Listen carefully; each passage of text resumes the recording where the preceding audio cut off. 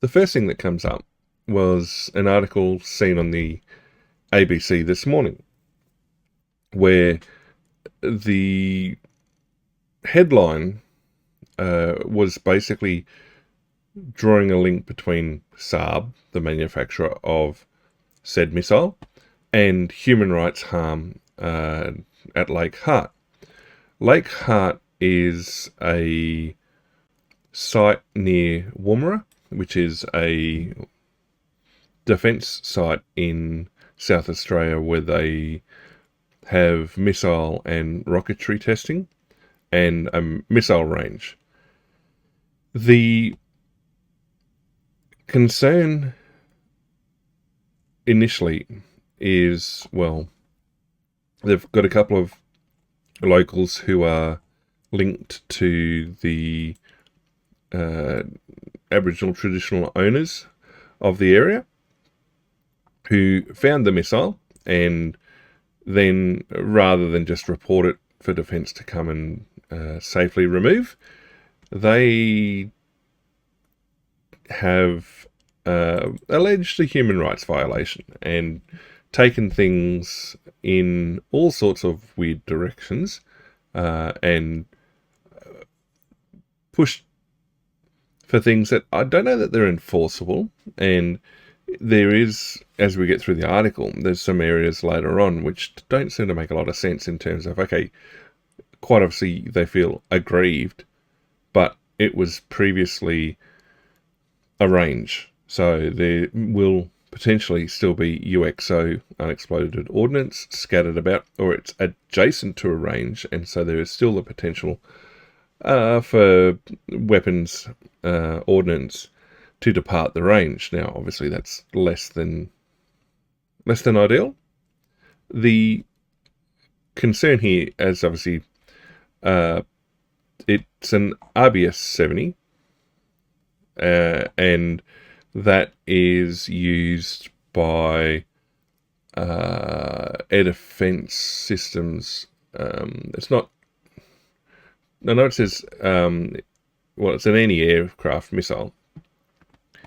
And so presumably if they were going to go out and test fire their RBS 70s, make sure their systems are all working, make sure it's all good, yep, they'd head up to Woomera to do it, which kind of makes sense, really. I don't know of many gunnery ranges or missile ranges within Australia where the ground defence, air defence assets could go and fire their missiles. Now, missiles on Navy ships will be fired actually in naval gunnery and missile ranges. Air-to-air aircraft missile usage will take place in specified air-to-air ranges or air-to-ground ranges. So there's, some scattered around the country, but as far as I'm aware, there's not really any other sites other than up at Woomera to do this sort of missile firing. So it was found 100 metres from an early Aboriginal structure, so near a site. Okay, fine. You can't predict where sometimes these things end up. I heard from a couple of guys back when Australia had the F-111s. They used to do a lot of bombing practice up on the range at Evans Head, far north New South Wales. And whenever their air-to-ground bombs didn't detonate, someone would have to go out in the range and find out why. Was it a fuse? Was it the bomb itself? And make it safe. And they were telling me the story of one of their drops had resulted in the weapon sudden or porpoising. I think that's what they call it. Basically, the fuse didn't do its job, and so the weapon entered the ground intact. But because of how the bombs are targeted and the flight path they actually follow, it porpoised under the ground, and so it impacted the ground and then followed a path under the ground and emerged a little bit further downrange and kept on flying. And then they eventually found it significantly downrange from the initial impact point. But that's one of those things why the ranges are so big and why the drop points are seemingly a long way away from the edges of ranges, because you just can't always predict what's going to happen. Smart weapons are surprisingly dumb at times, and an RBS-70 isn't that smart. And even if they're not smart weapons, ballistic profiles and all those sort of things make it complicated when ordnance is used. And so this, well, being adjacent to an active range, not really a surprise. It's going to happen from time to time. Ideally, very rarely. So the idea that when they asked to go back, they were told, no, you can't go because there's a missile there. Well, that's just a safety thing. And then they're complaining that it was defence stopping them from going on country. It's not a racist thing. It's not something that is denying Aboriginal heritage. It's a safety thing. It's a case of defence have an obligation then for safety. They've been notified of some unexploded ordnance that is in ordnance that is in an unknown state. So it may be inert. It may have fuel still on board. May have, like, its propulsion system may still be partially fueled or partially activated. There's a lot of dangerous things surrounding missiles and ordnance. That's not just the bit that blows up. Going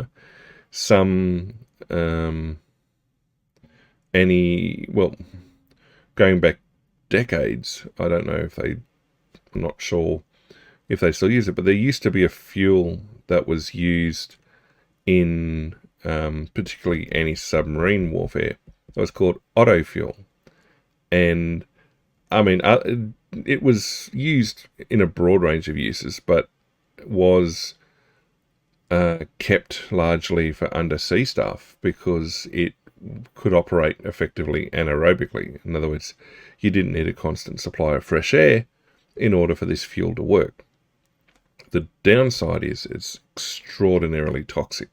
And so any weapon that still had partial fuel was toxic, irrespective of whether the warhead was still there or it was inert or whatever. So the mere fact that you've got something that looks like a weapon sitting there, you've got to go and investigate to work out, well, one, what sort of weapon is it? Is it active? Is it inert?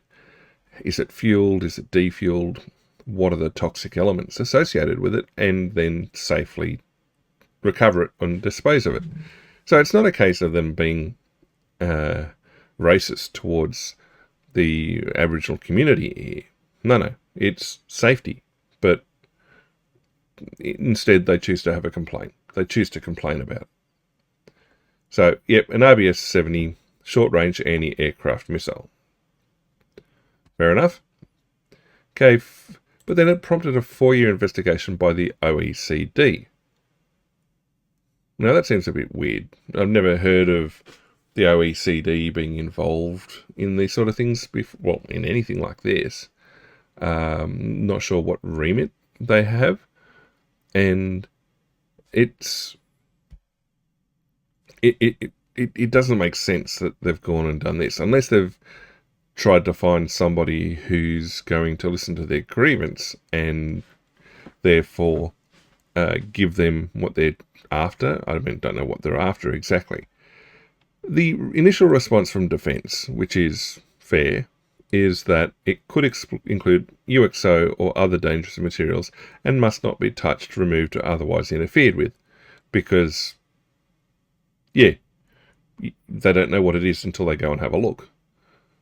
And so, I mean, the article's pushing this idea that, oh no, it's all big and scary and dangerous, and they can't 100% guarantee and tell us it wasn't like. Well, because they need to go and have a look. You can't magic these things out of thin air. I think there's an unrealistic expectation from these two brothers that found it, that somehow Defence was supposed to magically know the full answers to what was happening, because then they have to do their own investigation, because it may have been, I mean, it could have been there for years, or it could have just recently arrived from a recent firing. So you've got problems associated with the ranges. And, yep, clean range policy, which is obviously pick up which of fire. Yeah, I mean, there's nothing wrong with what Defence says there, or the attempt to remediate debris from tests in Woomera prohibited area, which is the missile and rocketry range. And eventually they were able to determine it didn't contain hazardous or explosive material, so presumably the motor was burnt out, and it was a test missile. I don't know enough about an RBS-70 to say identify that, but I mean, a lot of these systems will have visual identifiers to tell you whether they're live or inert, and what sort of system. Well, you tell the shape, what sort of system they are, but there's generally identifiers on the weapon itself that'll tell you without having to pull it apart to tell. Okay, so I mean, the fact that they've gained native title, awesome, good for them, including a large part of the range. Okay, well, now it seems that they're starting to have this disconnect between what the native title is and the fact that they've got an active rocketry range super adjacent to them.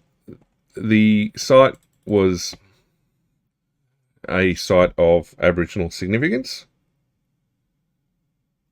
and give me 2 seconds.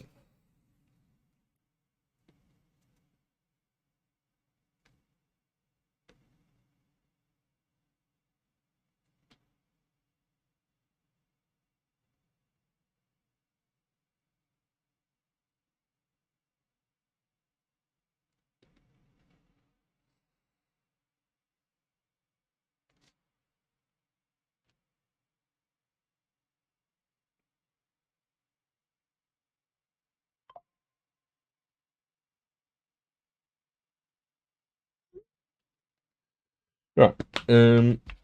Okay. So, yeah, it's a site of significance to the locals, fair enough. But outside the firing range, also fair enough. But now the fact that there's ordnance has been found there, they lodged complaints with SAAB and the OECD. Now, I can understand having a complaint against the Department of Defence, because they're the ones that ultimately owned it and fired it. But SAAB is the manufacturer.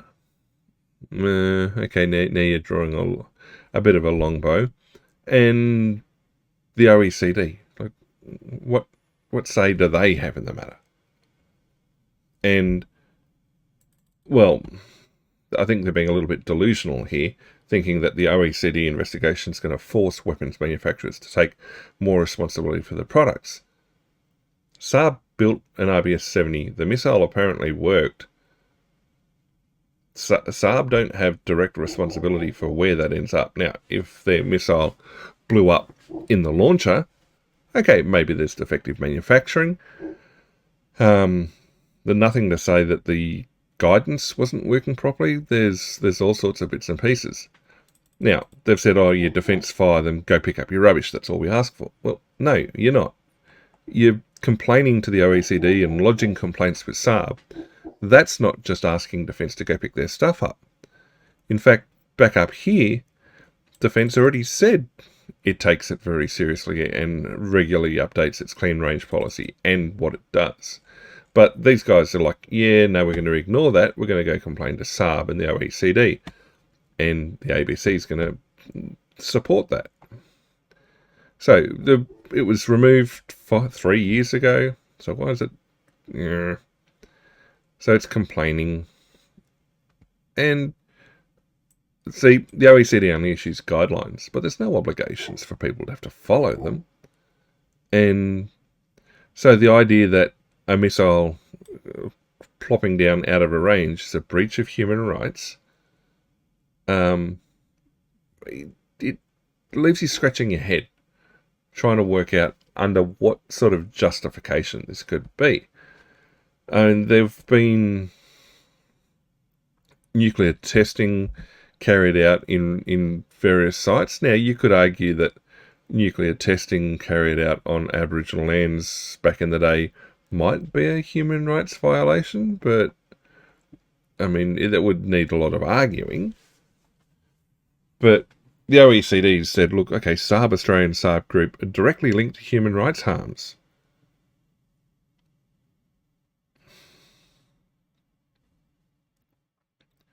Because where it landed stopped them from accessing traditional land for a little bit. No, I mean, they're taking things way out of proportion. I mean, Defence came and removed it relatively quickly after they were notified of it. It's like, well, I don't...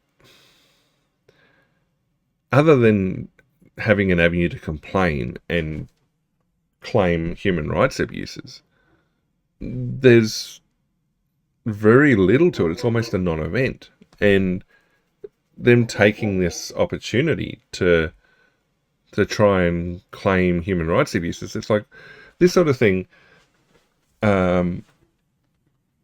doesn't help the broader community's acceptance and support of native title or claims where it's the state versus Aboriginal people over whether a site is going to be acknowledged as culturally significant or things like that. It erodes support because people can't see how this connects, and so they see the argument as being one of, well, why? As in, okay, was it an intentional act to deny them access? I mean, if you want to take another recent example, look at the destruction of Aboriginal rock shelters in Western Australia due to mining activity, where the mining company claimed that surveys had been done, it was all appropriate and everything was okay. Okay, I think people there are more supportive of the claims from the Aboriginal people that, look, these were significant to our heritage and they were destroyed or otherwise interfered with. Yep, okay, I think that's pretty clear cut, and you can't reconstitute or rehabilitate it. It's gone. It's destroyed. Whereas here, it was like, okay, we'll pick it up and clean up after ourselves. Done. Problem solved. 3 years ago. Problem solved. As I said, they picked it up in early 2022. So why continue complaining to the OECD? Again, what does the OECD have to do? And good old camera's having fun with arm detection today. But yeah, and it's like, how did they... SAAB failed to undertake adequate human rights diligence between 2011 and 2022. And it's like, SAAB has not assessed the downstream impacts of its weaponry production and supply. That is, the impact the use of its weapons may have on human rights. And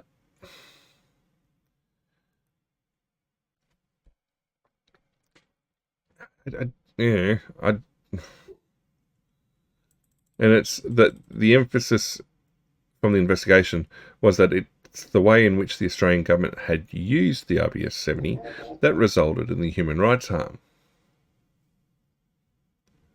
That, I mean, you could take that argument and apply it to any weapon system used anywhere.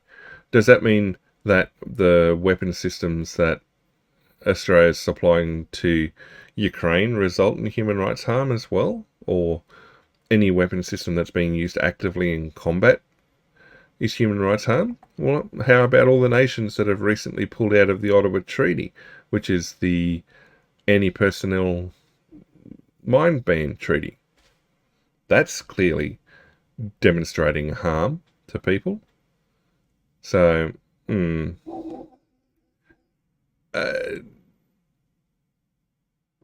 that's that. See, this statement here about the harm has arisen from use of weaponry in the range, not cleared from traditional lands for a period of potentially 20 to 30 years. This exam, I think, is being a bit diluted as well.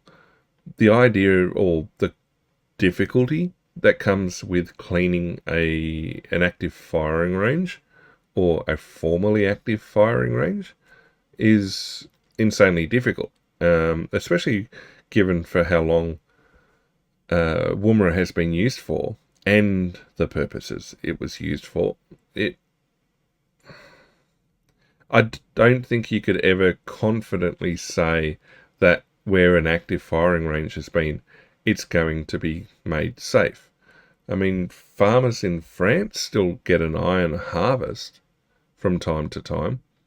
So the battlefields of World War One are still turning up unexploded ordnance. They're still digging up. They're still finding World War Two bombs buried in cities across Europe. There's places that basically humans can never return to because of how dangerous the minefields and abandoned military equipment are from them. It's the fact that defence is going to an effort to clean up the site and make it as safe as possible is a good thing. But no, it's the idea that the fact there's been a firing range, it's upsetting to people. Again, but the OECD's got no dog in the fight.